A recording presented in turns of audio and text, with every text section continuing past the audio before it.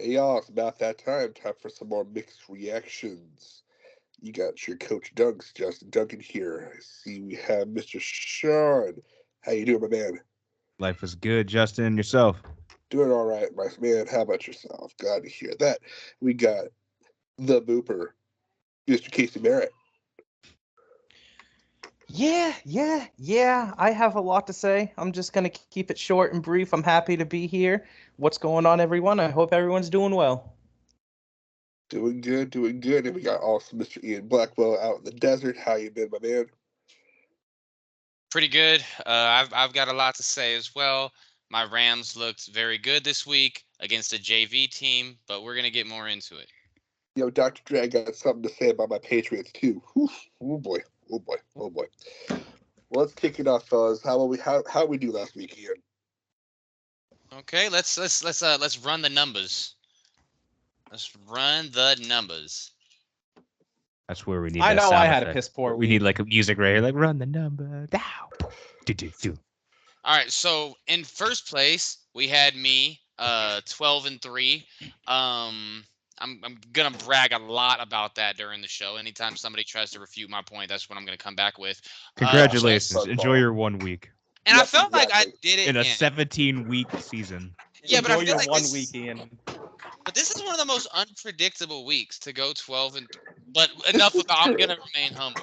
It don't Yeah, count and unless you you made the throw it on the luckiest app, guess man. of all time. You made the Lucky. luckiest guess of all time with the Jets beating the Eagles, and it somehow happened. Now I was actually listening to the last show, just so I can actually quote you guys when you guys were talking shit. But you guys were actually not that. You guys didn't just shit on me for that. So I'll give you guys a pass this week. On the King only gives one pass. And then Justin went 10-5. Really impressive week. Respectable. Very Respectable. respectable, especially and then we'll just go through a bit of Justin's. Justin was the only one that had the Vikings, and he was the only one that had. Oh yeah, he was the only one that had the Vikings. But yeah, 10-5, and then Sean and Casey both finished 9-6. Positive. Positive. really- I'll take positive. Yeah, absolutely. I think I'm gonna have a much better week this week. You boys are going down. we're not. We're not. So we gotta mention the fact that Ian called the upset of the week. That was really impressive. I was thoroughly guess, impressed my by the fucking Jets ass. defense. Jalen Hurts threw 3 picks. Could have easily been 4 or 5. He had a rough outing. Seems like that Philadelphia offense isn't quite clicking up to par with last year. Of course, Philly's still sitting at 5-1. They have a tough game this week that we'll get into later. So we'll see how the NFC East is unfolding. Of course, my Cowboys made it interesting in the NFC East again. Like I was telling you guys earlier, I have an interesting take on that. We'll get into that in a little bit. I owe the Lions an apology. Yes, you do. Let me see. You were me and Justin were both on the Lions. You and Casey, but Look. I know Casey's been really high on the Bucks. You guys I gotta was. understand. I'm so used to living in Lions country. I'm used to them blowing it and them losing. So It went Indy Forgive easily me. too. yeah, they really did. Anyway, you were saying It's time to start mentioning Detroit in the upper echelon of the NFC at this point. They're sitting at 5-1. I mean, They're the best. The only they're loss best- they had they're is- the best record. They're tied with the yeah. 49ers and the Niners Eagles. and the Eagles. You guys The see what only I loss just they did? have. You guys Oh, see what I sorry, go just ahead, did Sean. there? Sorry. Did you see what I did? I did not, sir. What did you do? I just gave credit to a team who played a good team. Oh, Isn't it crazy how that works? We're gonna talk You're back more about. you're back on the Michigan. Michigan hate. I see. You're back on the Michigan hate. Uh-huh. We're back there. But for real, it's time to start really looking at Detroit as a real strong contender in the NFC. Think about the only game they lost back in week 2 to Seattle. That was on a last possession where Geno Yeah. Smith found Tyler Lockett in the back of the end zone. Other than that, Detroit has looked flawless. I mean, they had starting off opening Thursday, beating the defending world champions in their home by a single point. Of course, we know that was the Kadarius Toney game. But other than that, they've won their last 4 games by 14 points every game. they're not just winning, they are dominating teams. Jared Goff Renaissance. I give so much credit to Dan Campbell and what he's been able to do for that Lions team. He has turned around that organization. They are hungry. I personally still think they're a year away, but it's still time to consider them contenders.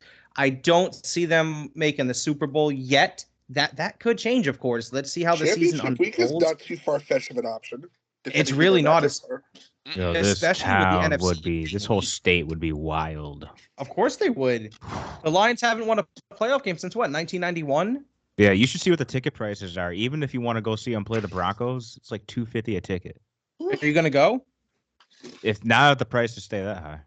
I love the Broncos. I support them and all, but I am not paying those prices for this year. Just a quick fact check. The last win was in the 1992 playoffs. They were 12. Was it against Okay. All right, go ahead though. I'm sorry.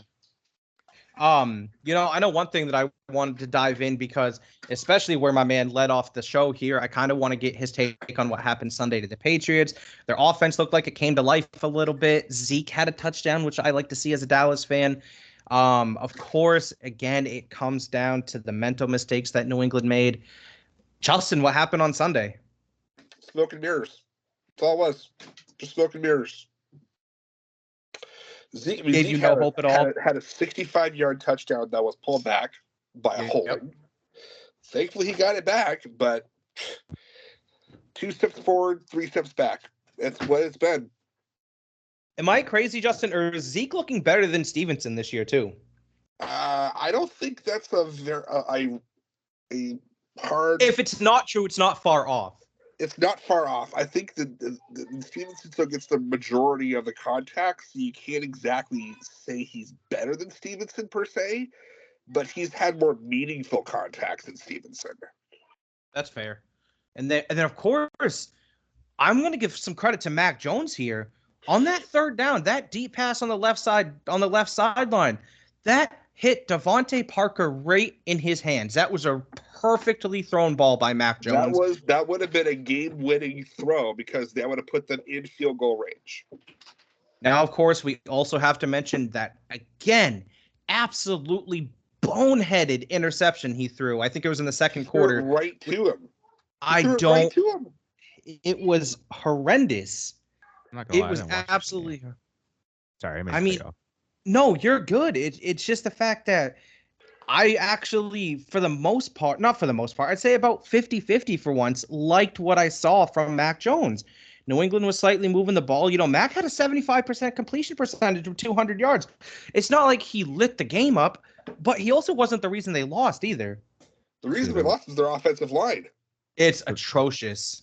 Man, the Raiders are a quiet 3-3 right now. They are. Darian Lowe. Oh my word. I wanted to throw something at him. Holding. Gave up the safety. It was just like, if anything could go wrong offensive line wise, it has. And I mean anything. The Patriots are the only team in the NFL to not break 20 points. The only 6 team. weeks. Wow. They haven't broken 20 once, have they? Not a single time. 10 penalties for 79 yards. Ouch. That's just not enough to get it done. And I know you've been kind of riding this bus for the past couple weeks, Justin. You think maybe Bill's lost the locker room? He's lost Teddy Bruschi, if that tells you anything. That's saying something. That is saying something. And I'll tell you this. He came on national television today and said to the masses, Robert Kraft needs to consider moving on from Bill Belichick. Bruschi said that. So I feel like this actually will be his last year. Just if that's going to happen, the noise just starts to get louder, right? And I feel like eventually it's just going to happen. It just seems like this will be Belichick's last year. It's because, again, Belichick's mantra was whatever's best for the team, whatever's best for the team. And it's been maddeningly, from the media, maddeningly, like, what else? You don't give us anything. And it's always been what's best for the team, what's best for the team. Right. Now it's turned to what's best for me. How do I get to Shula? And he doesn't have the personnel to get to Shula at this point. Not at all. Not at all. Not even close. I mean, at this point, I expect to lose to the Jets. And normally, the Jets with Zach Wilson at the quarterback would be a gimme win against Belichick. I expect them to lose to the Jets. I would actually expect like a comfortable win for the Jets at this point, though, especially the way the Jets have looked the past couple weeks. The Jets have played inspired football. I would expect football. A comfortable win for the Jets, 10 to 14 point victory. Who do they got? Well, this week the Patriots at home against the Bills, and I don't expect. I expect Buffalo to win that by 3 possessions minimum. Yeah, Patriots can't keep up with their offense. And here's the thing. No, and especially the defense for the Patriots hasn't been terrible. It really hasn't. It wasn't great on Sunday. You let up way too many third down conversions to a subpar offensive by the Las Vegas Raiders. There's no question about it. The Raiders are horrible. They're hot garbage. But if the Patriots had their personnel that they had week 1, week 2, Judon, Gonzalez, just for 2 people total, we wouldn't. I mean, that Judon. I think you would have won that game. I think you would have won that game. And what makes me what maddens me to no end is the Raiders didn't have Jimmy G for the second half. Yeah, and Brian Hoyer, he didn't light New England's defense up by any means, but he looked comfortable in the pocket, made some solid throws in key moments, which would never happen, you would think, to a Belichick-led defense that a backup quarterback is beating them, and that's exactly what happened. That's exactly what happened. And the Raiders didn't score a ton on the defense in the second half. The defense has been holding its own as much as they can with what they've got, or what they have left, more accurately. But you can't win if you can't score. And the Patriots can't score. Unless you give it to them. Let's put it like this. Brian freaking Hoyer, one of the biggest journeymen, the definition, besides Josh McCown probably, the definition of a journeyman in the NFL, right? I believe he will be, if he starts this upcoming weekend for the Raiders, he'll be the 8th team he has started for. That's wild. Against a Bill Belichick defense, nonetheless, had a 94.6 quarterback rating. Something's not right with New England. Obviously, it's been like that all year as far as something not being right. But they're normally still so structurally sound on defense. And no, they're like Justin said, the Raiders didn't put up a bunch of points, but they had long, effective drives with a backup. That first drive by the Raiders took 3/4 of the first quarter just to be. Oh, dude, and you know it felt great. You know it felt great for Jacoby Myers to score a touchdown on them. Oh yeah. Oh, he was seething for that. Oh yeah, absolutely he was. Talk about a swing and a miss. You let Jacoby Myers walk for Juju Smith-Schuster, who is on IR, I think, right now, or at least he was inactive. See, the thing about letting Bill go, I understand your point, and I understand as a Patriots fan your mindset of it. Who are you going to bring in to fix this mess? Someone from the outside, not from within. I think Mayo be the defensive coordinator. I would still consider again. This is if you keep Mac Jones for one more year. You've got him for year 4. You don't have to take up year 5. You don't have to. You at least let him salvage his career, because Bill single-handedly torpedoed Mac's career last season with the Patricia Judge shenanigan. Agreed. But if you bring someone from the outside, you at least have Bill O'Brien stay as the offensive coordinator to at least help him salvage what left of a career he may or may not have. And you have Mayo coach the defensive coordinator. I don't care if you keep Steve Belichick or not. I like his spunk that he has on this side. Oh, Bill's gone, Steve's gone. We all know that. True. I mean, I wouldn't be opposed to Steve staying on. That's my point. But Bill, the coach, or Bill the GM, at least Bill the GM, go, leave, bye. It's been a great run. Because tough way to go out. It really is. It's almost crazy to think how fast their dynasty is just collapsed. Yeah. Like I hate to say this to Justin because I know, how much of a Patriots fan he is. Unless things change drastically, I don't see them even being competitive for the next 4 to 5 years. The thing is, the Patriots in the last 3 or 4 years would lose to barn burners like the Bills, the Eagles, and the like. The Chiefs, right?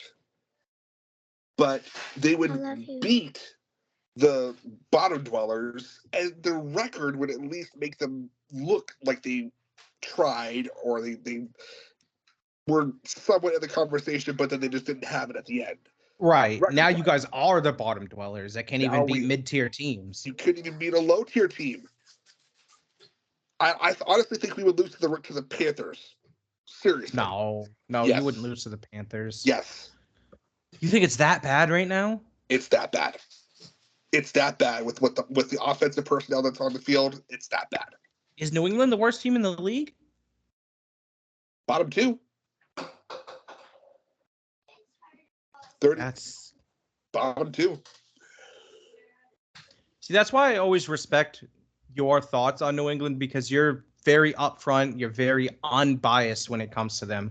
You have realistic expectations. Even I remember back in 2019, we were talking. This is when there's still the last year of Brady. After Antonio Brown played his 2 games and dipped out and couldn't play again, you said their Super Bowl hopes are over. You said they'll still be a contender. They'll still make, maybe divisional championship. You directly said they can't beat Kansas City without Antonio Brown. It's not going to happen. And obviously, what happened. They lost to Tennessee in the first round, but that's not the point. Like, even during that time frame, you were still super realistic. Even with Brady, you're like, oh, they're good, but their offense without Brown doesn't have enough to keep up with Kansas City. Yep. So. Sad to see it and implode the way that it has, but all good things come to an end. Yeah, no, of course they sure do. No dynasty lasts forever. Like I said last week, welcome. Yeah, Sean, you're in the pits too, man. Denver hung tight with Kansas City on Thursday. Did you? Yeah, I'm assuming you watched the game, but I watched a little bit, but of course, I know Sean Payton's taking, so it's really hard to care. Yeah, of course. Yeah, it was just kind of like your average game, Kansas City got up. They played football. The Broncos couldn't score. I'll tell you what switched it up is Russell Wilson contributed into the tanking this year. Little does he probably know of it because it's an inside job, but he contributed to it because he looked like last year's Russell Wilson. He looked like last year. Something I heard about Russell Wilson today. What's that? If he is injured by the end of the season, the Broncos owe him $78 million. If he makes it uninjured, they only owe him $38 next year. Wow. Huh. So is he gonna get hurt on purpose because he knows he's out of here? Bench him. They could bench him and tank, but as long as he's not injured, they don't pay that extra $40 million. That's the thing, though, is you don't want to make it obvious. They already are. It's obvious. How? I mean, Peyton's pretty much come out and say it because of the interview. Yes, because of the interview. Yeah, it's speculation at the end of the day, and I'm speculating, and I think Sean Payton knows that. I mean, I get that, Sean, but I don't want to say that I think you guys are tanking. Let's quote the South Park episode. I mean, I've already said it. You could say the rules. You said what about South Park? I'll quote the Belichick episode. I misinterpreted the rules. No, and that's completely fair, and it's not like Denver is untalented. It's not like they don't have a good roster on their hands, which is why the more I think about your take, Sean, the more I think about what Sean Payton said, it kind of aligns with I really think he's trying to tank for Caleb. But at the same time, what does this mean for Russell Wilson? They're going to have to figure that out. Where's he going to go? I'll take him. That'd be he's still better than Mac Jones. That's for damn sure. Yeah. Besides the Chiefs game, he's looked impressive. The difference between Mac Jones and Russell Wilson, Mac may have better accuracy in some regard, I think, But Wilson Russell is still move much out more the pocket. athletic. And he's money. Yeah, he's money with the deep ball too. Deep pass. He sure is. And the thing, this is what's weird with Denver. Their offense doesn't show up, their defense does. Their defense doesn't show up, but their offense does. They can't play a full cohesive game. They haven't been able to play a full cohesive game since the Super Bowl. From 2016 that's so true. I have not seen them play a full cohesive game. They Omaha out. they Omaha out. Facts. That's so true. Ian, you mentioned earlier, right before the show kicked off, you haven't said 2 words since then, buddy. We miss you. Yeah, but you were talking. Bueller. You straight up said you thought that your team played a middle school team this past week Sunday, and you know they kind of did, but they also were really impressive on both sides of the ball. You guys are sitting at 3-3. You've matched your win total prediction already at this point in the season, so you must be feeling pretty good about what the Rams are doing. Yeah. Well, my take last week against the Eagles was it didn't really show me nothing. Even though we did play the Little Giants this weekend, it showed me a lot. Kyren Williams, huge breakout game, 158 yards on 20 carries. We look good in the semi. We're down 9-6 at halftime. And then we just came out and just rolled their ass. I mean, granted, it is the Cardinals, but I did see a lot of promising things. I think it might have last week, because that was when Kupp returned. Casey asked, if I thought he would get back into form that quickly. And then this week again, he goes out and has 7 catches for 148 yards and a touchdown. A lot of the talk around Ram Nation is Stafford going to start to become a one touchdown or one receiver quarterback again. Nakua didn't, he dropped the touchdown pass in that game. I think he's going to be fine. He's a rookie, for God's sake. But sure. Yeah, we did what we were supposed to do. Our defense looked good. I was really impressed with them, especially with Kyren Williams and his running style. I was telling my friend as I was watching the game, like, we might have found our new running back, because that dude was awesome. 20 carries, for 158 yards and a touchdown. He had a run of 31 yards. We outscored them 20-0 in the second half. They didn't score at all, and we made the Cardinals look like the Cardinals. Sure did. Look like they should look. They had 3 turnovers in the second half. One of them was on downs. One was an interception. One was a fumble. Cooper Kupp took himself 7 catches, 148 yards, and a titty. Cooper Kupp looked amazing, and I'll say this too. I think Stafford played his most efficient game he's played in a long time. 226 yards. He had a quarterback rating of 107. That's very impressive. Like you said, I understand. Quote unquote, you were playing the Little Giants. I think that might have been kind of a misquote, because the Little Giants ended up winning the game. However, you guys played smart, sound football. Stafford really, really looked comfortable back there, and I think that has a lot to do with Cooper Kupp being back. If you can get Stafford comfortable, get him back in rhythm with Kupp. Of course, Acuna has to, play like he was the first 3 weeks of the season as well. I really think the Rams can start to make some noise. I think Seattle and San Francisco are the clear-cut favorites in that division, of course. But at the same time, you guys might be buying for a wild card spot at the end of the season if you keep playing like this. Yeah, we very well could be. Obviously, San Francisco is going to win the division running away. I believe I could double check. I think Seattle's 3-3 right now, also. And we beat them our first game of the year. So I mean, who knows? Seattle's 4-2, aren't they? 3-2. 3-2. They had a bye. They've had a bye. Oh, okay. So 3-2. Yeah. Yeah, because they lost to Cincinnati this weekend. But yeah, I was thinking the same thing.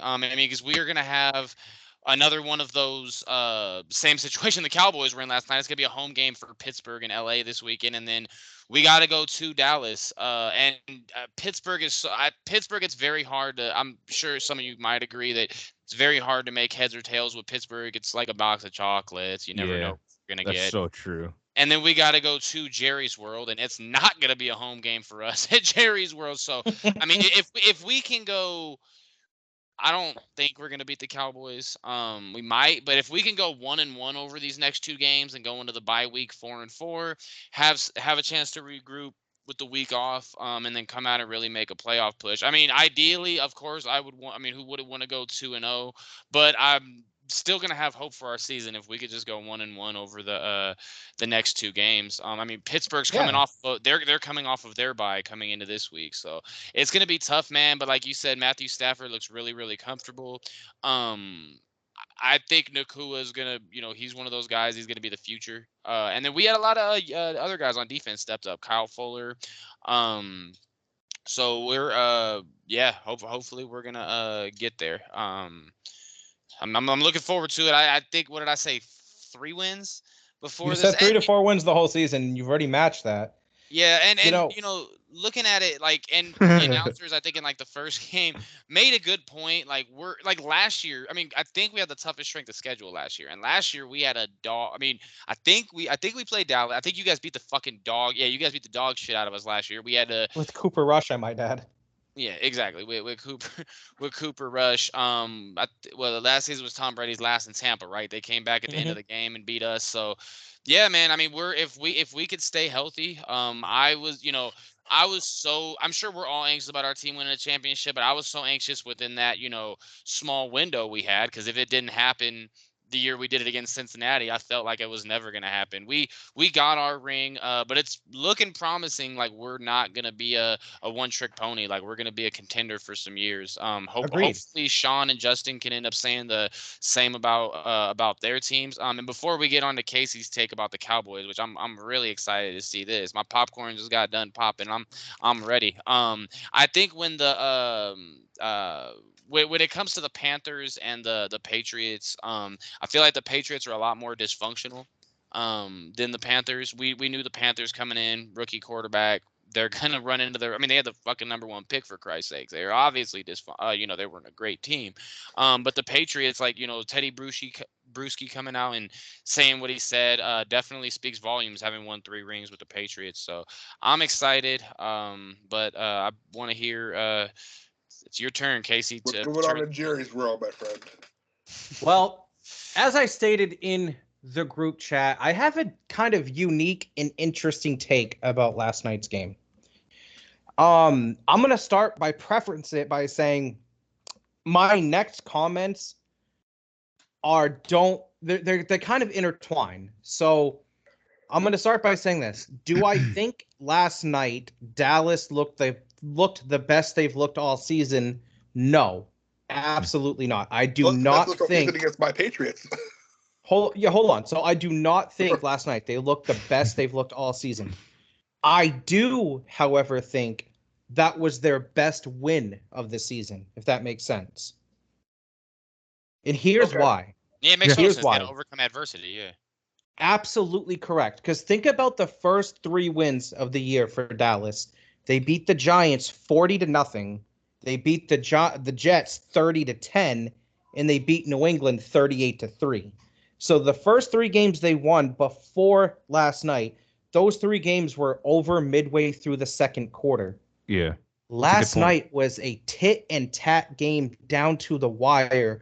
With it almost seemed like each team was trying to give the game away to each other. I don't know if you guys watched it. Dallas had a late stop in the 4th with around 8 minutes left. Not necessarily muffed a punt, but what ended up happening is Kevontae Turpin got blocked into, so he didn't touch the ball. Our number 4 receiver, Jalen Tolbert, thought the ball was touched. However, it wasn't. Tried to dive on the ball, didn't get it. Picked up by the Chargers. They ended up scoring a touchdown on a 4th and goal to tie the game at 17. Overcame that adversity to go get the field goal. However, there was a lot of miscues that I'm still seeing with Dallas's offense. I mean, they had 342 total yards. Dak threw for 246. That's all great. Tony Pollard could not, for the life of him, get the ball running last night.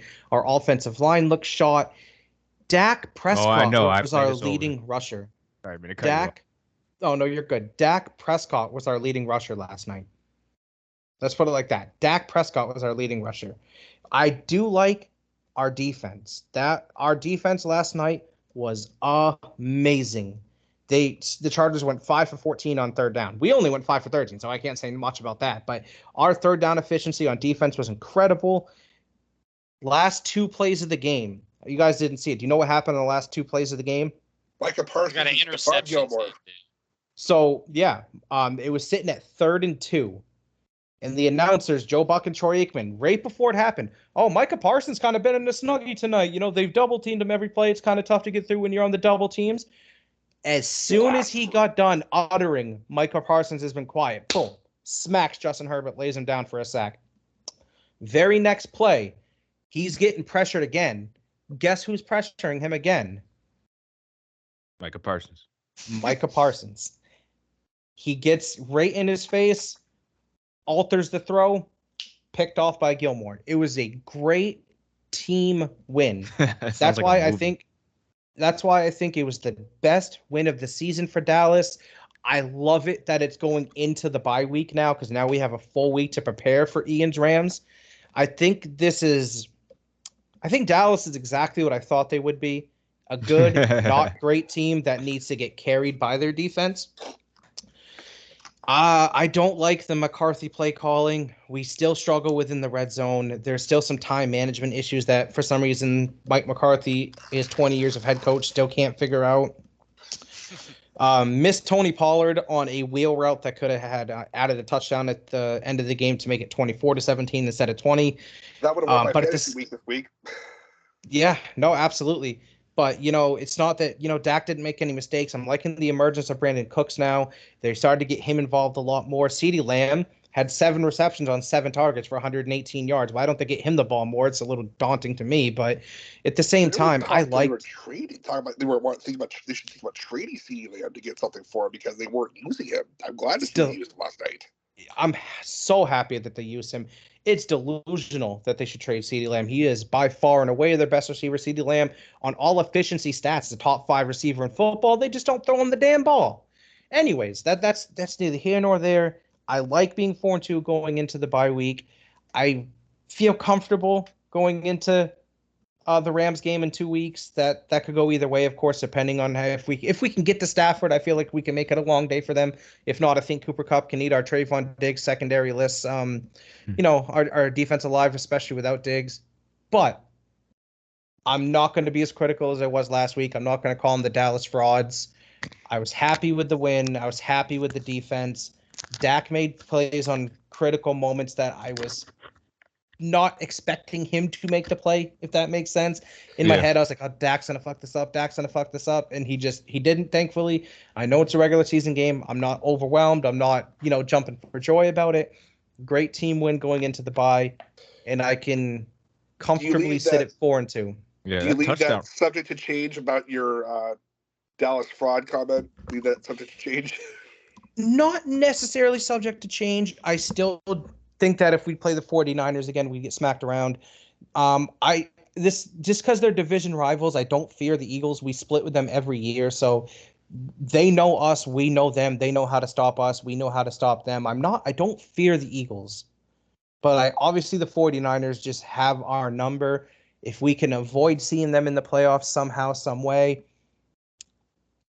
I would be very content because I don't think any other team in the NFC besides the 49ers is outright better than us.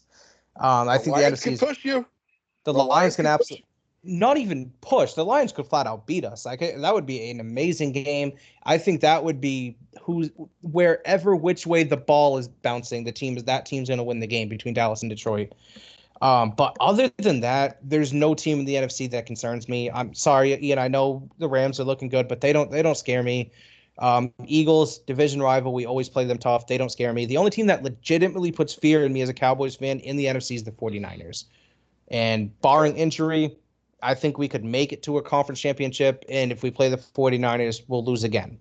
But that would be progress. It'd be a close game, though. It'd be much. The Niners got lucky; they did not lose to the MC for an extended period of time. He may even play this week.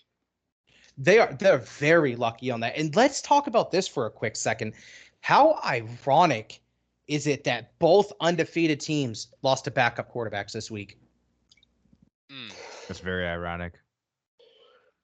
Crazy. You'd never think that. Both undefeated teams both lost on the same week to backup quarterbacks. The NFL is such a weird sport. It's almost like the NFL leaked the script. Yep. Let's get your picks for the week. Ooh, let's get them picks in, boys. Let's do it. I'm ready. Let me pull up the schedule real quick here. Hopefully, I'll have a better week. I need to have a better week. Last week was terrible for me. All right. So Now, starting off on Thursday. Oh, what's up? Before we get into that, this is gonna be my last chance to brag. Haha, I went 12-3 and smoked all of you guys. I had to cut you off for that one. It could be 60 years from now. I'll be like, hey guys, you remember when I went 12-3? But yeah, go ahead. I'm ready. Let me get the good old table made. But go ahead. So Thursday night, we have the Jacksonville Jaguars heading to the Bayou to play the Saints. Trevor Lawrence is expected to play. I'll take the Jaguars. I'm going to take the Jags as well. I'm picking the Saints in New Orleans at home. Okay.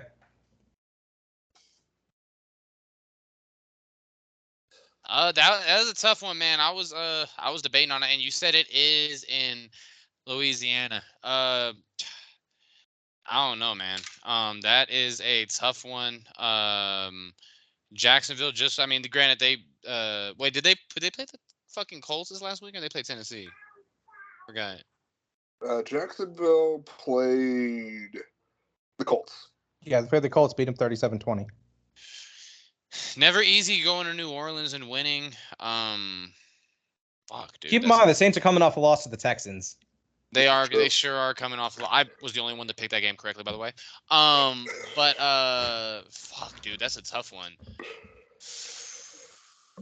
Give me the Jags. All right. So what did everybody have again? I didn't start typing. I got the Jags. What does everybody else have? Us three had the Jags. Sean took the Saints. Okay. That's easily one that Sean could be the only one to win. That could really go either way. What's the next game? Especially if Trevor Lawrence is hobbled. The next game, we have an NFC South showdown between the Atlanta Falcons traveling to Florida to play the Tampa Bay Buccaneers. They disappointed me last week, but I'm going to roll with the Bucs. Yeah, I think the Bucs are going to bounce back. Yeah, me too. I got the Bucs. They had a close one, but I got the Bucs. I mean, yeah, honestly, this is kind of could be a bounce back spot for both teams. The Commanders beat the Falcons. I also was the only one to pick that one. I've got the Bucs as well. I don't think that Atlanta's He's just getting them shots in whenever he can. Oh, of course, and that's not going to be the last one either. But I'm excited about Baker Mayfield. I think the culture there, they're really it's a really good culture. They're what's their record? 3-3 or 4-2? 3-2. 3-2. Okay, they had a bye. Okay. What's the next game? The next game we have Ian's Las Vegas Raiders, because he lives in Vegas. He's not a Raiders fan, but I'm going to call him his Raiders. Travel to Soldier Field to play the Justin Fields-less Chicago Bears. Never say Sean's Lions. No Justin Fields. Give me the Raiders. Give me the Raiders. No Justin Fields. Yeah, you're right. Give me the Raiders. All right, we're all on the Raiders because I got the Raiders as well. What's the next one? Next game, we got the Browns and the Colts. I'm going to take the Browns. Yeah, I'm taking Deshaun. He's playing, right? I think Deshaun's going to play. Anthony Richardson might be out for the year, so I'm taking the Browns. He is out for the year. Give me the Browns. Don't underestimate Mr. Gardner Minshew, though. Next game. This one could be interesting depending on who's playing. We have the Commanders heading to MetLife to face the Giants. Give me the Commanders. Yeah, give me the Commanders. Commanders. Yeah, Commanders got some fighting. I mean, you said they're going to MetLife. The Giants suck. Who did they beat the Bills last week? They almost beat the Bills. Yeah. But I got almost thrown another L to somebody. Exactly. Now, this one I feel we're going to have some different opinions on. This looks like the hot shot for the 1 o'clock windows here. We got the Detroit Lions heading to Baltimore to play the Ravens. You know what's crazy is every week I have picked against the Lions and I've been wrong. And I'm going to do it again. Oh, he's going to the Ravens. Against Lamar Jackson. Reverse mojo. Can't pick against the Ravens this one. I think I'm with you on that one, Sean. Give me the Ravens. I've got the Lions on this one. I think the Lions keep rolling as well. I got the Lions. Anybody from Michigan on this podcast probably thinks I hate the Lions. I really have no beef with them. I really don't. Then we have the Buffalo Bills Heading into Gillette to play Justin's Patriots. Give me the Bills. Rip Buffalo. Bills. They are winning that one. Yeah, and it's not even close. Wait, Sean, did you just say rip? Yeah. Let me clarify. I am picking Return in peace. Okay. Yeah. There you go.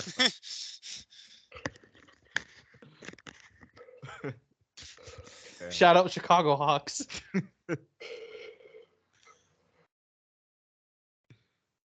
Oh, I'm assuming we're all in the Bills, right? Yes, we're on. We can go to the next game. All right, next game, 4:00 slate. We have the Arizona Cardinals facing the Seattle Seahawks. Give me the Seahawks. Yeah, I'm going with the 12th man at home. Seattle. Seahawks. I got Seahawks too. I just don't feel like this could be an upset spot, but it's in Seattle. Give me the Seahawks. Then we got the Pittsburgh Steelers heading into LA for a home game against the Rams. I'm going to take the Rams. I knew I liked you.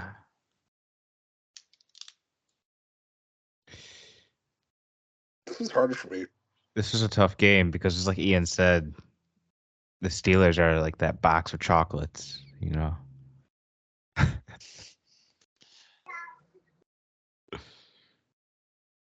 I'm gonna go with the Rams. Yeah, 2-1 Rams so far. What about you, Justin? Who you got? I'm gonna side with my wife on this one. Give me the Steelers. All right, he's got the Steelers, and obviously we know Ian's taking the Rams. Dude, I mean, it's so because I feel like my team is the only team to where it's like we know Casey's team is gonna beat half the fucking teams they play. Fuck, dude, we look so good. Matt, they're dysfunctional. They got Matt. Before the show, I've been going back. This isn't me being unprepared like I am 9 times out of 10. I've been going back and forth on this all day. Give me the Steelers. Are you kidding me? Wow. Dude, it's gonna be a home game. I know the Steelers are dysfunctional. I might end up regretting it. Even if we lose this game, I think we still have a fighting chance this season. It's gonna be a lot tougher. But you realize next week you're facing Dallas off a bye at home, and Dallas has won 10 straight home games. They need to rest whoever they got to survive that game. I don't know, man. It's just the Steelers they've been in. There's been maybe one or two. I feel like they got blown out once. I'm not looking at their shit. They got blown out like once this season. By the Texans. They got fucking shit stormed by the Texans. Maybe if Kenny Pickett keeps audibling out of all Matt Canada's plays. Hey, you said Steelers. You are locked into the Steelers. Oh, I'm locked in. Yeah, for sure. I'm just next game. Matt Canada's play. Next game, we have the LA Chargers traveling to Arrowhead to face Patrick Mahomes, Taylor Swift, and the Kansas City Chiefs. Give me the Chiefs. Yeah, Kansas City's going to win that game. Give me the Chiefs. Okay, so Mr. Blackwell, we're all on the Chiefs. Wait, not so fast. Give me the Chargers. You're gonna go from 12-2 to 2-12 in a second, here, kid. I guess the Chargers winning that to AFC West game. The Chargers aren't a bad team. They're not. They're not, but they are so poorly coached. Yeah, that's true. I heard word that people were linking Belichick to Los Angeles to pair up with Justin Herbert. That wouldn't be a bad pairing. That would be very intriguing. All right, so next game, we have the legendary Green Bay Packers. Green Bay. Mile High. Sean already knew who the opponent was. I didn't even know that. Give me the Packers. The Packers too. That's hilarious. If you have Jordan Love, or if Jordan Love is a free agent in your fantasy league, sign him. Start him. Thank me later. I'm going to roll with the Broncos. Are you really? You're a brave man. I'm going to roll with the Broncos. And, boys, I don't know if you know what game is coming next, but I think this has Game of the Year written all over it. This has got pre-Super Bowl written all over it. This is going to be. I love and hate the fact that it's a Sunday night game because it honestly, I hate to say it as a football fan, it's like the only real intriguing game of the entire day where we have the Miami Dolphins heading to Philadelphia to face the Eagles. I disagree with that statement. You're sleeping on Lions, Ravens, but that is a hell of a good game. Lions. Oh, I thought you meant for pre-Super Bowl. I was like, the Ravens ain't going to the fucking. You talk about game of the week. Okay. Yeah. Man, you know what? The Eagles secondary is atrocious. Give me the Dolphins. I got the Dolphins too. Jalen Waddle looked good last week. Give me the Dolphins. Is the game in Philadelphia? It's in Philly. Philadelphia. Fly, Eagles, fly. All right. I actually penciled us all in for the Dolphins. Let me just delete Sean's. I mean, I think like the Eagles are gonna. I mean, they're gonna play hard. They can't suffer. Obviously, you know, I'm sure they'd be fine if they suffer 2 losses in a row. But I think this is, yeah, it's gonna be a big game for Philly. They're gonna come out pissed. But I got the Dolphins too, though. I think we all got the Dolphins except Sean. So I got. Is it Miami's Super Bowl to lose this year so far in the AFC? That is a. Wait, the. Oh, in the AFC, yeah. Yeah, I think Miami is. I don't care what happened against Buffalo. I if they play in the playoffs, I think Miami is gonna. As of right now, I think Miami's gonna win. Yeah, the offense is too good. And then of course, Monday night we got the Minnesota Vikings and the San Francisco 49ers. Give me the 49ers. Niners. I'm not gonna make one of my astronomical predictions here. Give me the 49ers. It's pretty smart pick there, Mr. Blackwell. Yeah, the only one where is I had the Chargers and you guys all had the Chiefs. Jesus. Sean Justin. Oh, go ahead. I was just gonna say I'm looking at next week's schedule here really quick just because I want to run it over. You guys are at Miami next week after playing Buffalo this week? Yeah, we're gonna be 1-9 going into the bye week. That's not good. I need you guys to win. We play the Commanders. That's probably another loss. 1-9 going to the bye. Oh my God! Who do you come off the bye against? Well, I take that back. No, we have one reprieve. Week 10 against the Colts. Is it in Indy? It's in Gillette. No, it's in. Oh, actually, no, it's not in Gillette. It's in Germany. Oh, that's right. I forgot about that. Yeah, Colts are gonna. Yeah, you guys are gonna lose that game too. Oh my God, dude! Before we get to the rest of the schedule, do you guys realize the Chiefs and the Dolphins playing? I think it's Germany, right? Yeah, that I'm also mad about has game that. of the year potential. It's gonna be at fucking 6:30 in the morning for me. Like, I really want to see that game. It's gonna be at. Stop being a pussy and move to the East Coast. For your information, I was up watching English Premier League. No, I was playing. I was watching the Ravens against the Titans. But my thing with the NFL scheduling. I know they're trying to grow the game, and that would be a great way to grow the game with having a huge matchup like that. You got Tyreek, you got Mahomes, you got Kelsey, these huge superstars. But I want to see that game in either Hard Rock Stadium or Arrowhead Stadium. Like, I don't think that's absolutely me too. I want to see it in Arrowhead. That's where I'd want to see it. To see Tyreek Hill return to Arrowhead. That's personally I'd want to see it the most. Yeah. But I get it. It's a great international game for people to really witness the true talent of the NFL. So I get that. That's a very good game for them to be able to see. Man, Justin, I didn't realize your next 2 weeks are lined up like that for the Pats. This is ugly, the Pats man. have the hardest schedule in the league. So there's something to be said about that, but even then they suck.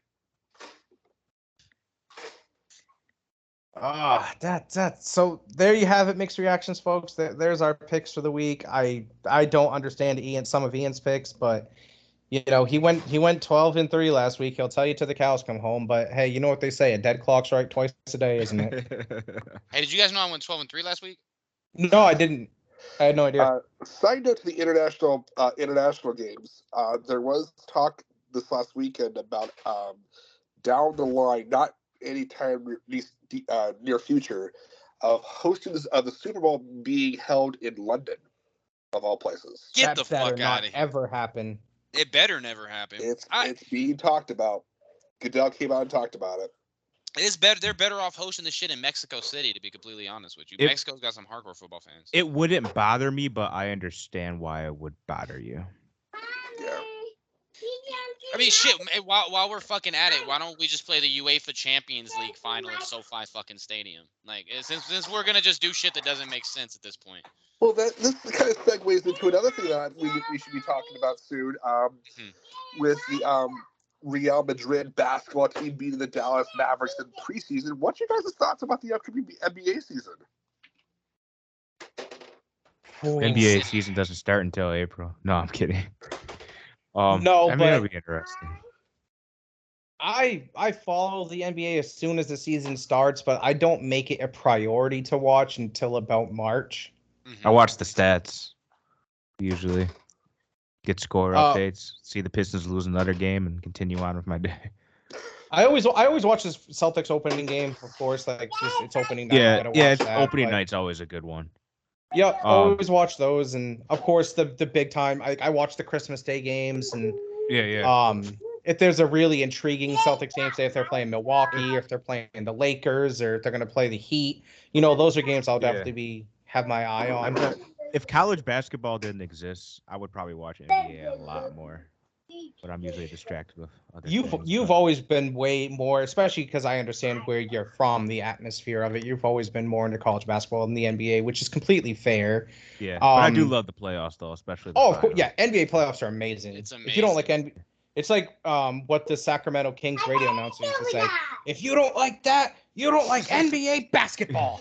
No, going to what you were saying about like Sean being more of a NBA or a college basketball guy. I always kind of say I like NBA, and the NBA playoffs I think are way better than I like first couple days of March Madness, but NBA playoffs, dude, it's like it's a story. It's a different story. It's like a different season. It's a different season, different season every series. But I find myself watching so much college basketball, bro. Like, whether it's betting on it or even if I don't have it, especially UC Riverside.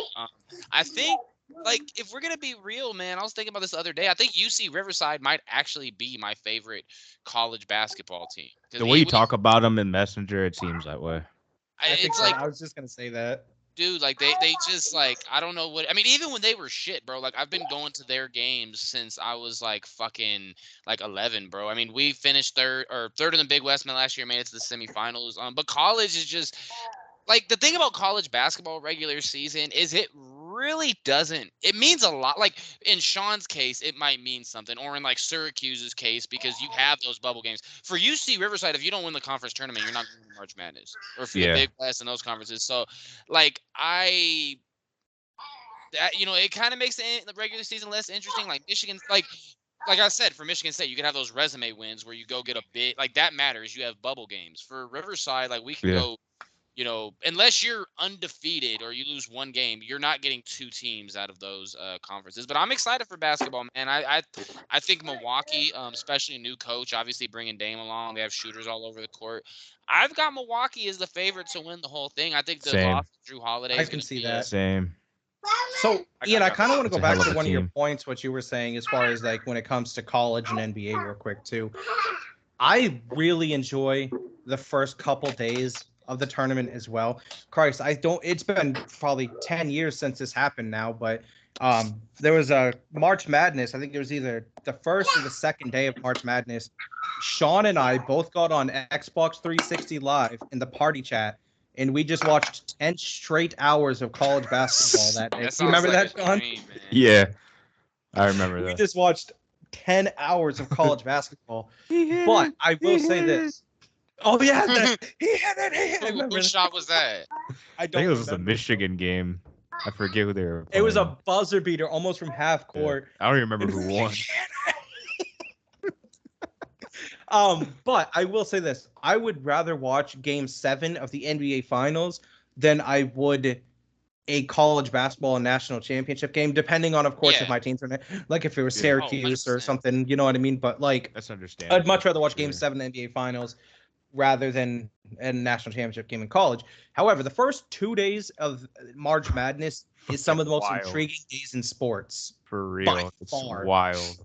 Dude, you should see It how is wild nuts. Vegas gets, man. It's like it No, gets I could fucking imagine. crazy, bro. Like I always say I'm either broke at the time or I just have a lot of work. But like Mark, when you go to like to actually be able to watch the tournament somewhere, you're gonna have to pay a little bit of change. But it's fucking crazy out here because you think you have everything figured out, and the first couple of games will be predictable, and then North Texas turns around and beats Purdue, or Fairleigh Dickinson turns around and beats fucking. And my favorite thing, bro, is the 16 seed when they go up on the 1 seed, and you're like, how long are they gonna keep this up for? Because once the number 1 team realizes, like, oh shit, we might lose this game, they just start bomb. Like, bro, I watched it was Unless Abilene. you're Virginia. Yeah, True. but they lost by They fucking got like their asses 20, kicked. bro. I was looking at the first half, I think when I left work, and I was like, oh shit, Virginia's in a little bit of trouble. And I ended up stopping at the casino on the way home. Come to find out they got 20 burgered. Like Who would have you thought the first see- ever 16-1 would be that kind of game? You'd And- never think that. it was a little disappointing to me. I mean, not disappointing. I wanted the first 16 against the 1 to be like a buzzer beater or like Of course. they got Yeah, it was very dominated. underwhelming.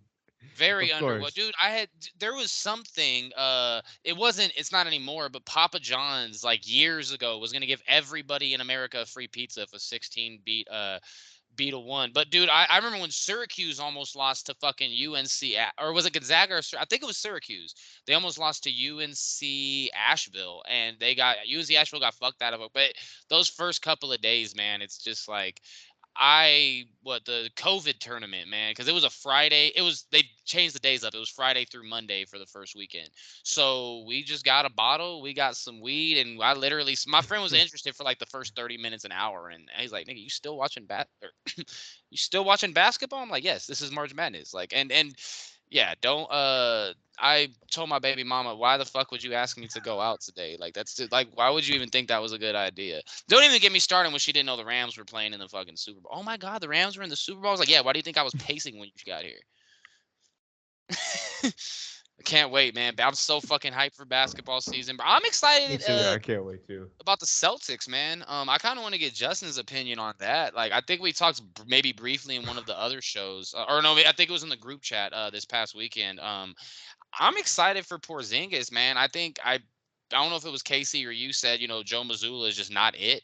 But what do you and Casey think about the Celtics? Because you guys are, I have big hopes for the Celtics this year. I don't know about winning the championship. They could pass Milwaukee, but Porzingis definitely brings a different element they didn't have before. So what do the both of you think?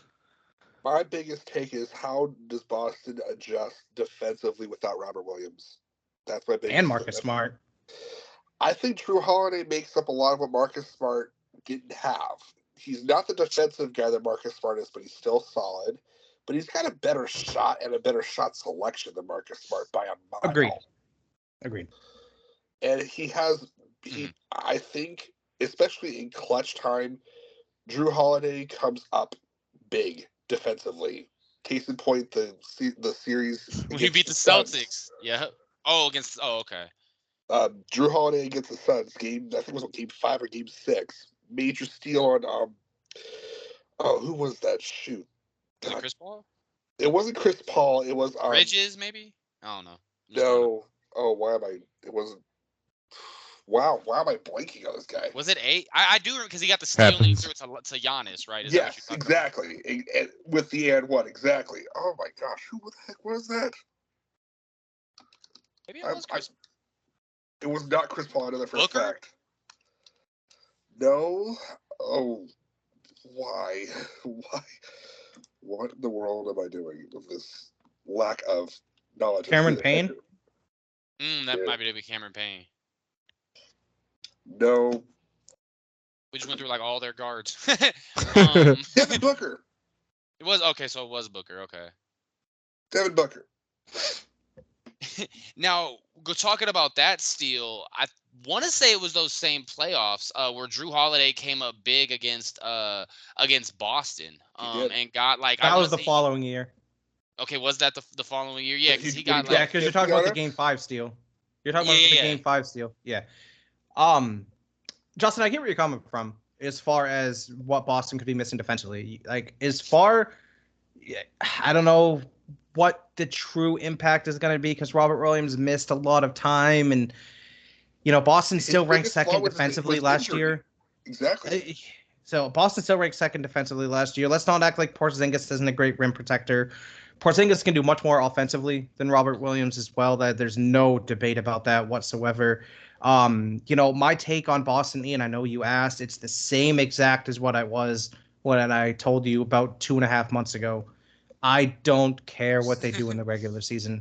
I don't care. I'm so tired of this team getting that close to being over the hump and then blowing it. It's done being. It's done being. Almost. Exactly. No, it's done being, it's the Celtics year next year. I'm done with that. I need to see that progress. I need to see them take that step. Yes, I understand they lost to Miami in the Eastern Conference Championship last year. Are you really I wouldn't want to listen to an argument that someone would sit there and tell me that they actually think the Miami Heat were the better basketball team than the Celtics. That is just not the case. No, let me finish. The Celtics were more talented all the way around. They have better shooting. They had better perimeter defense. The only thing the Celtics didn't have was the coaching. And I hate using these type of adjectives when it comes to sports because it sounds so it sounds they didn't have the heart last year. That's exactly what I was gonna say, but it sounds so cliche, fucking preachy. It sounds it sounds like a fucking Coach Carter line. But they didn't have the grit. They didn't have the heart. And I'm so tired of that being the case with Boston. I understand they're a majority 3-point shooting team.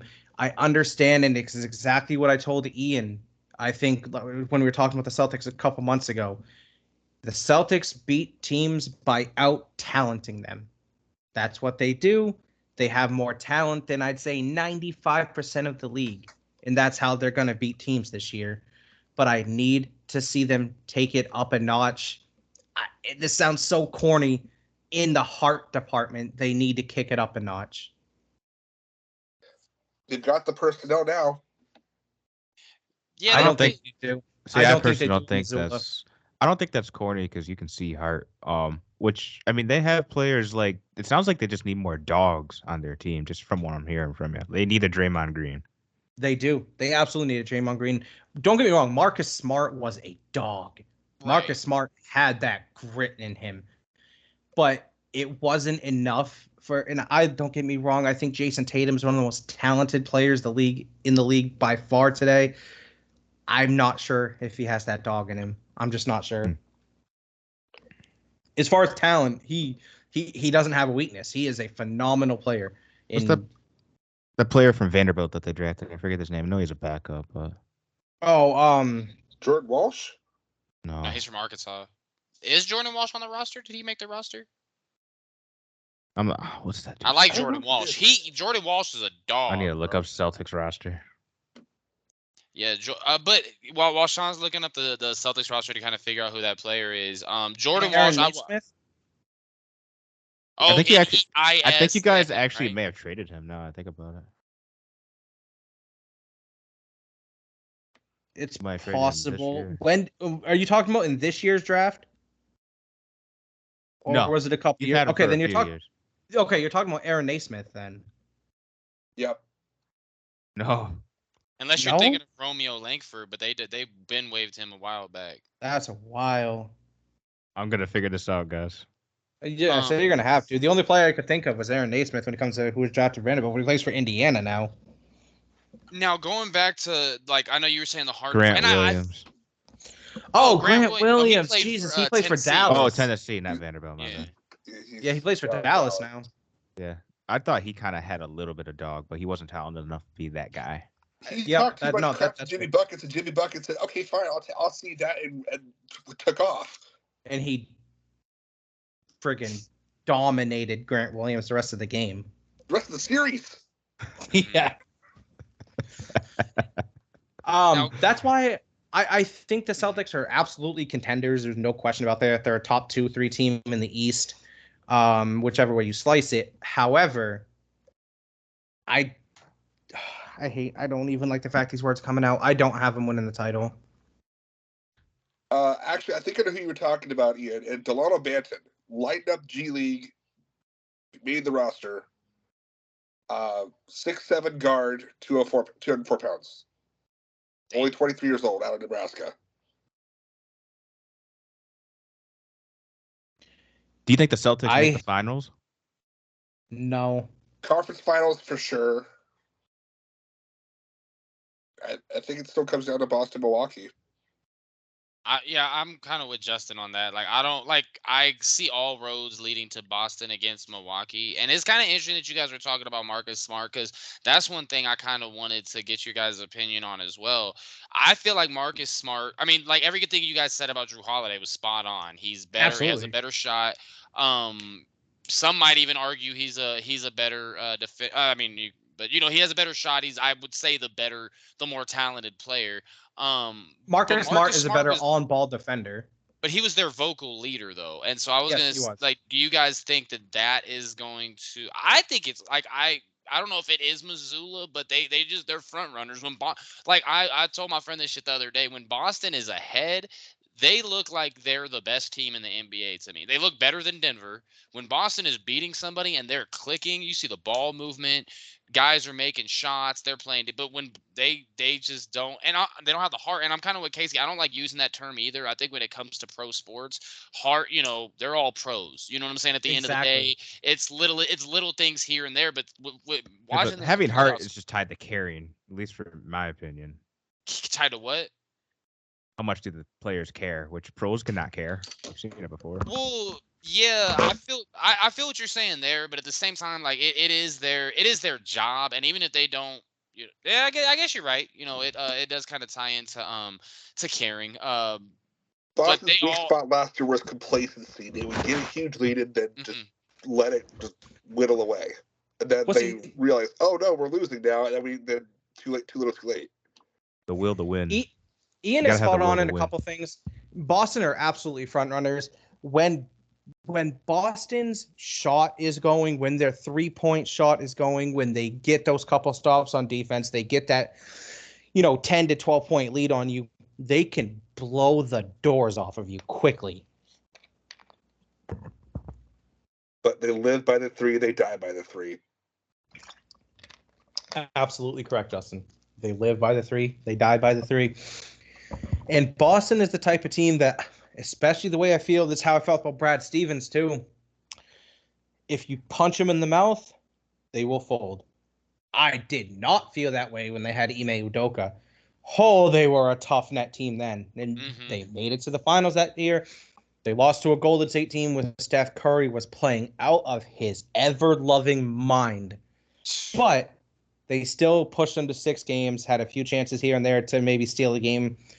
But I don't see it with this team. They're too finesse. They're too show. I don't want to use the word showboaty because they don't really showboat that much. They get too cute. Too cute. Yes, thank you. That's the best way to put it. They get too cute. And if their shot isn't falling, things aren't going their way, their whistles aren't going their way, their palms get sweaty and they get tense. That's not championship material. It's just not. I think Holiday kind of helps relieve some of that, but we'll see how it pans out. I think Drew brings a different because he's a point guard defender, same way Marcus Smart was. But I think Drew Holiday's he's a lot less vocal than Marcus Smart. He's a lot for sure. But you know how the old saying goes though, that you're only as tough. You're only as tough mentally as your best player. Yeah, that's fair. That definitely is. That's definitely fair. I think saying that they got cute is a very good way to put it, because like Casey was saying, when they had Udoka, they were a really tough-nosed team. I mean, you think about it, they lost Game 6 in Boston to Miami. This Boston team that we saw this past year would have folded. They would have just gone to Miami and got their fucking doors blown off. But they went into Miami Game 7. Casey, when it was 2-0, was like, this game's over. We're gonna fucking lose, but they won. Well, not even that too. In the same playoff run, they lost Game 5 at home to Milwaukee.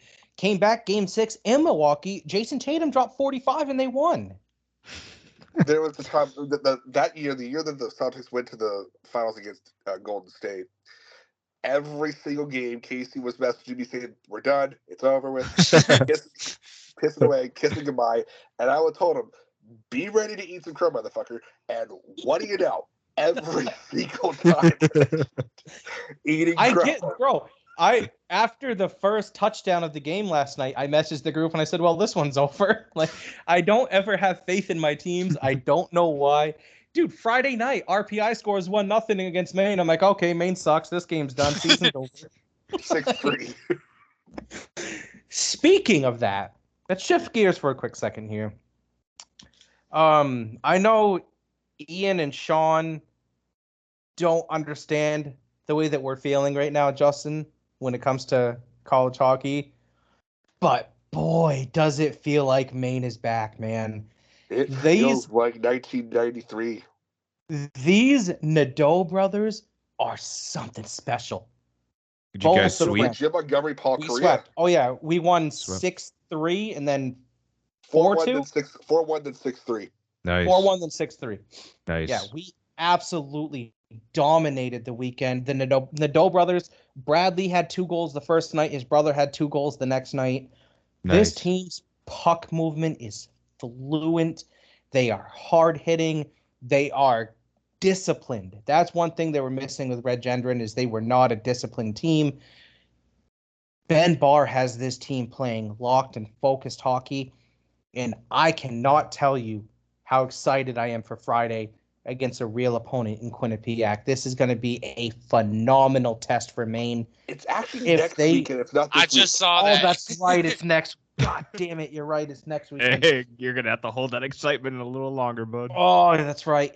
But nonetheless, if they can come out of that weekend with a split, that would be great improvement because say this game was taking place 2 years ago, even if Maine was coming off 2 wins at RPI, they would come out and get blasted by Quinnipiac. They would fall flat on their face because they wouldn't be prepared. I don't feel that way anymore. I have really high expectations for this team now. Oh, it's on ESPN. Bradley Nadeau looks like he's gonna win. Justin, don't freak out when I say this. He might win the Hovey. Oh, you are going there after one weekend. Oh my gosh. He might win the Hovey Baker. So, Hovey Baker is an award. It's like the Heisman. It goes to the best player in college hockey. Yeah, I see you guys and other receiving votes. So here's the thing. The Maine's starting lineup doesn't even have these guys on their front line. They're not they're not the starting line. They're the second line. It's because they're freshmen, but true. But their second line, Lyndon Breen at center, who was the highest was Maine's leading scorer last year, Bradley Nadeau and Josh Nadeau on the wings. Honest to God, it's like watching retro videos of Paul Kariya and Jim Montgomery. It really is. It really is. It's phenomenal to see. And just for a little context when it comes to Bradley Nadeau for you guys, he is a first-round 30th draft pick by the Carolina Hurricanes this year in the draft. Oh, wow. So super talented then. Super, super talented. Maine hasn't had a first-round draft pick in decades. Absolutely. Except maybe Gustav Nyquist, I think. Maybe, or Jimmy Howard. Yeah. Some dogs. Devin Shore, actually, I think. He wasn't a first round. Devin Shore wasn't. Okay, yeah, because he got drafted by Dallas in the second, didn't he? Third, I think, actually. Third. Wow, okay. Anyways, you can see the talent differential when this kid steps on the ice. He is faster. His puck handling is better. And oh my gosh, his one-timers. Oh my goodness. When that puck leaves his stick, it flies, and the puck looks like it has fucking eyes on it, for Christ's sakes. It's phenomenal. Weren't for the fact that the refs nearly missed a puck in the net game one, he would have had a hat trick. Nadeau would have had a natural hat trick in the second period alone. That's wild. Yeah, it's good. It's gonna be interesting to see them against a tough opponent. You said they're playing Quinnipiac? Quinnipiac is currently ranked number 4. Yeah, they're number 4. Yeah, I got the rankings New Hampshire this weekend in New Hampshire, so that'll be an interesting test because New Hampshire just knocked out BU, and they were the number 1 at one point.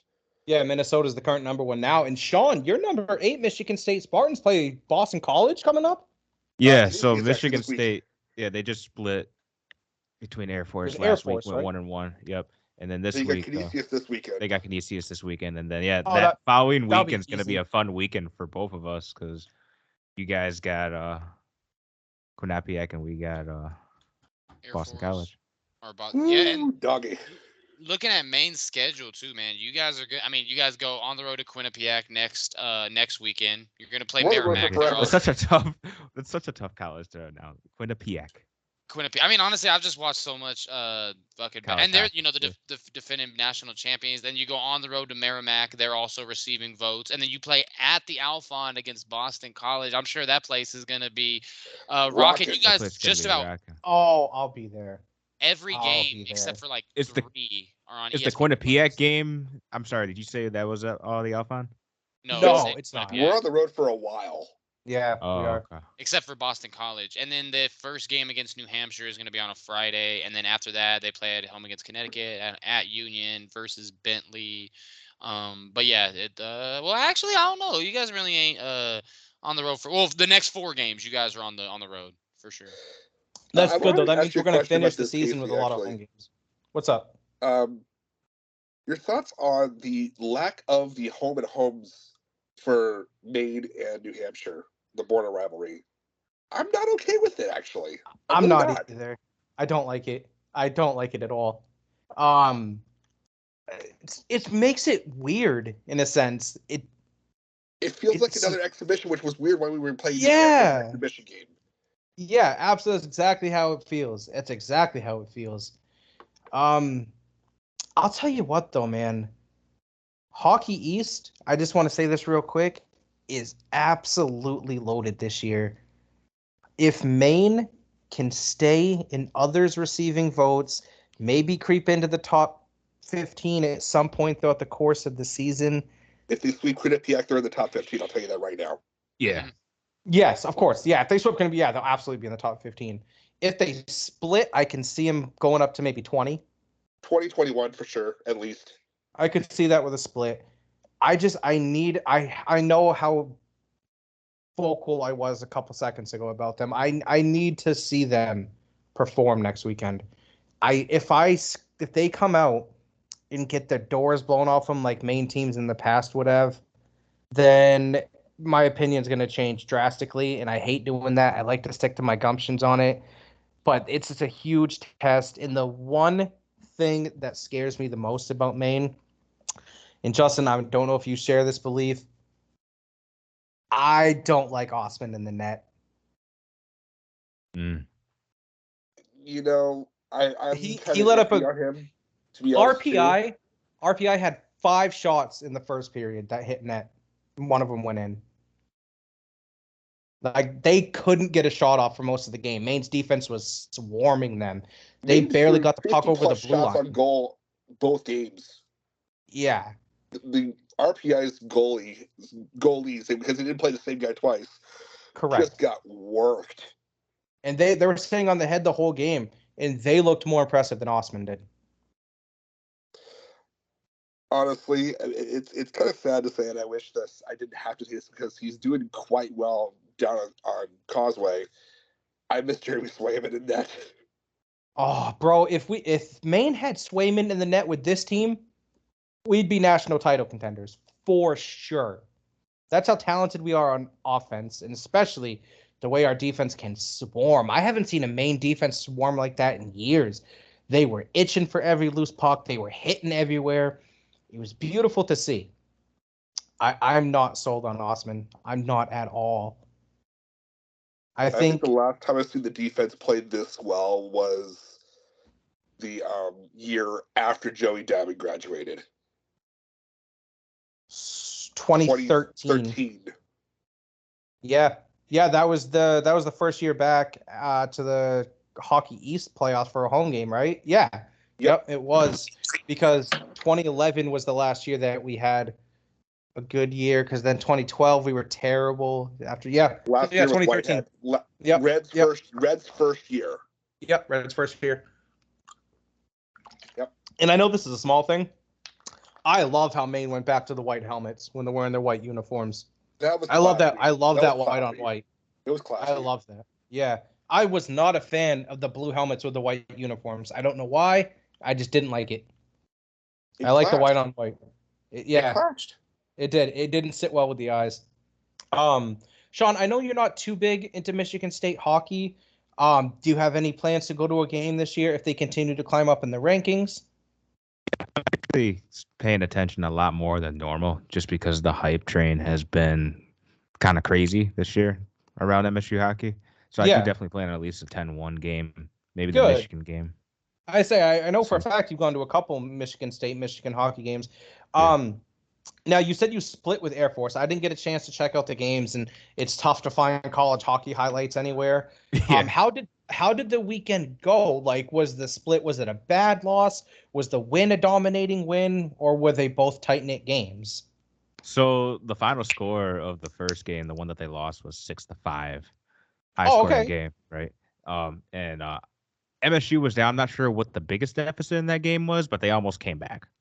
So it was one of those kind of games. Okay, so they were down. You don't know how many, but they're down multiple goals at one point. Yeah. It's kind of still unless you subscribe to like Big Plus, which costs like a monthly fee. It's impossible to watch the games, unfortunately. So it's tough. Casey, we've got a couple possibilities for us should our teams make some noise in the NCAA's. 2 regional locations this year are Providence and Springfield. Wow. You got Brown and UMass Amherst hosting the regionals. Okay. I might have to talk to some folks about that Springfield one then, because that's not too far. Speaking of that. Well, Michigan State and Maine make the Frozen Four championship. We're going anyway, so Oh, without question. Speaking of that, Justin, Minnesota. what's the date for the Boston College game? Let me check that for you. I got it up right now. It is November 10th at home. November 10th and 11th, yeah. Justin, what do you say we make a plan to go to one of those? It's going to be a wild atmosphere. Possibly. We'll see. The Alphon looks nice now, man. I've seen some of those where they renovate like the Jumbotron, some other areas. I saw some in the future. Like, it looks nice. What's a single game ticket to a game like that? What's a single game ticket cost? $25. For BC, really? Yeah. Dang, Michigan State charges way more for resale. 25 probably, unless the ticket price. God, they might go up, especially for a BC game. So that's face value. I don't know, because typically when I used to go consistently is when I had season tickets. Yeah. So I guess it probably depend on the seat that you want. I gotcha. I'm just assuming that if you try to buy tickets directly from the site, they're sold out for a big game like that. But you probably have to get them at the ticket window. Yeah, you have to go to the ticket window. So it's still possible. Oh, I gotcha. Yeah. Now. What's up, though? But here's the thing on that. Maine, I've never known them to be too pricey ticket-wise. Like, I've had to get a few tickets from the ticket venue. Never really paid more than $20-25 for a ticket, even for big games. That's what's up. I paid $20 for a UNH game, which is their biggest rival. And even if Maine's terrible, the Alphon is sold out for a UNH game. So even that, maybe with the renovations, it might go up. That I can't say for sure, but that's something that definitely could go up, especially if the renovations are as nice as everyone is anticipating. Yeah. Or I don't even say anticipating, as nice as everyone makes them out to be, which they seem to be. They seem phenomenal. Yeah. So I'm going to go out on a limb and say no more than 30. No more than 30, huh? Yeah, that's probably what I'd say, give or take a couple of dollars here and there. It's not bad. I'm just curious. No, not bad at all, actually. What is a Michigan State hockey game? I'm actually looking that up right now. I'm trying to see if I can just buy tickets to Michigan directly from their site. It's making me do that puzzle thing so it doesn't think I'm a robot. This is very challenging. I've never seen one like this before.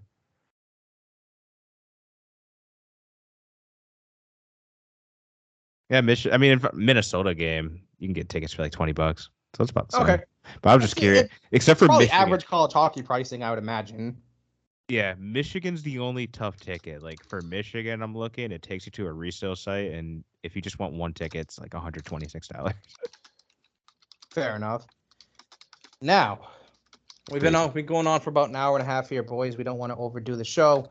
I know Justin said he has one. What do you guys say we move on to the question? Let's do it. All right. So, in their primes specifically, who do you think would have the best chance of taking out the Gypsy King Tyson Fury?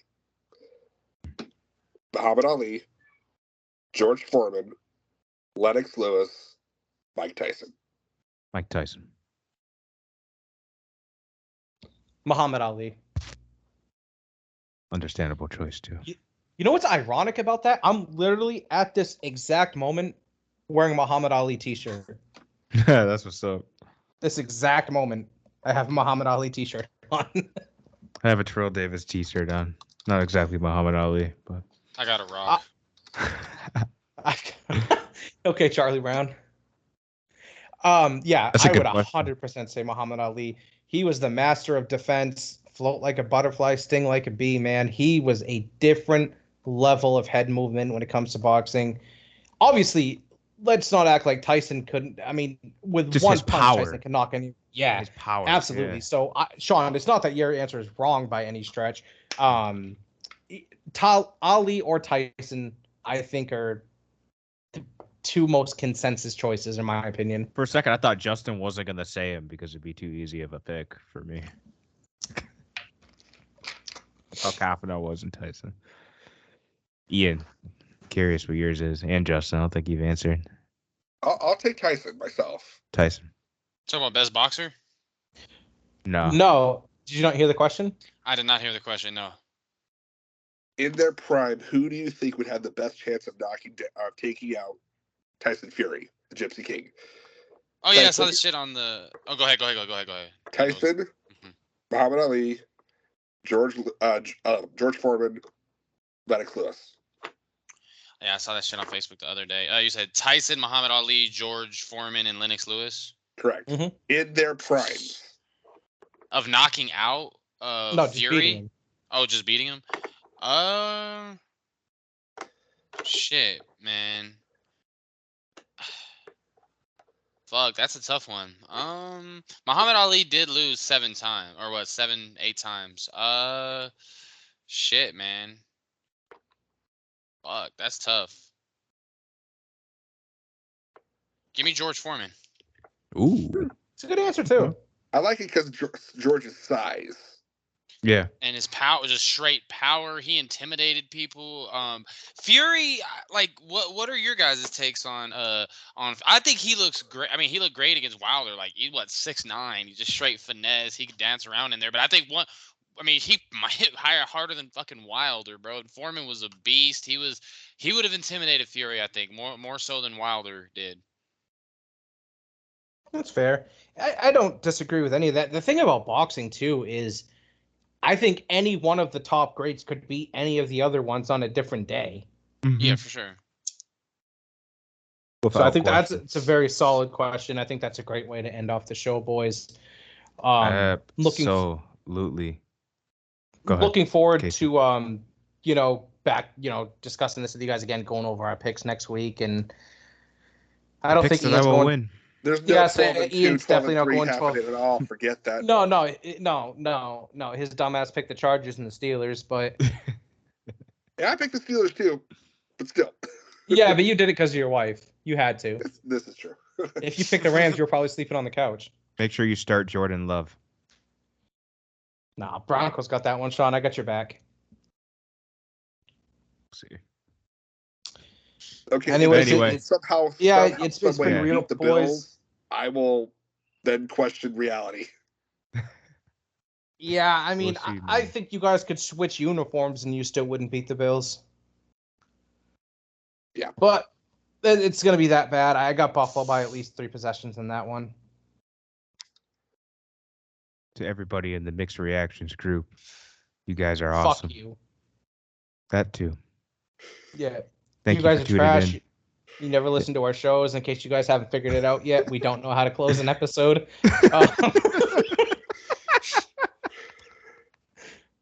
This is the Mixed Reactions signing off. Catch you guys next week. Yeah, no, for real. We'll be back next week. Thank you guys for tuning in. Till next time, there's Like and Casey, subscribe. Ian, Justin, Coach Dunks.